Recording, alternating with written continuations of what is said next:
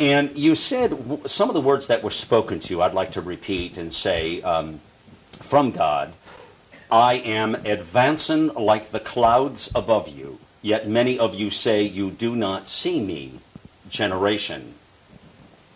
You rove to and fro through the riches of the world, but when it comes to see the spiritual treasures that can be poured on you, to vest you with myself in majesty, you pay no attention.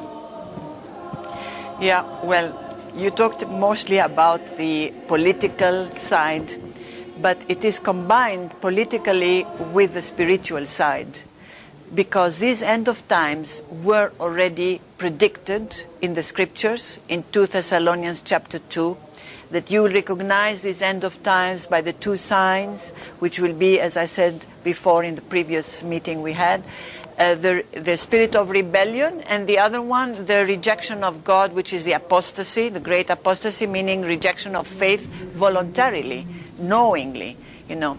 So these spiritual, I would say, happenings, events, they trigger the political side, because whatever comes from the earth, which is, if an evil comes out from the earth, number one, the most evil is the rejection of God, our faith that God does not exist, and it is only us for the moment here, in this time, what we can do now, and then there's nothing after that.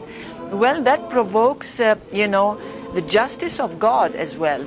I mean, he's coming all the way like a beggar in the beginning. That was about many years that when I started to receive the messages, begging us to return to him.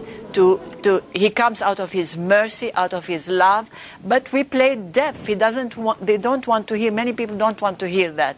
But when trouble comes and there are tsunamis, there are things that happen, earthquakes and all this, then they remember God to blame him only. Yeah, we seem to wait for the worst things in our life to happen before we sort of take mention of that, don't we? Yes, and they have to have a scapegoat then, and they will blame God. But it is us who draw the evil upon us, and even the wars. The Lord says, if we carry war in our hearts, it exteriorizes as a physical war.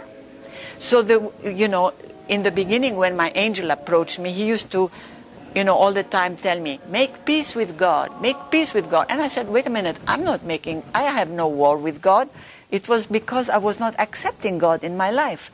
So it was like making war with God and make peace with God. And I remember these words very carefully.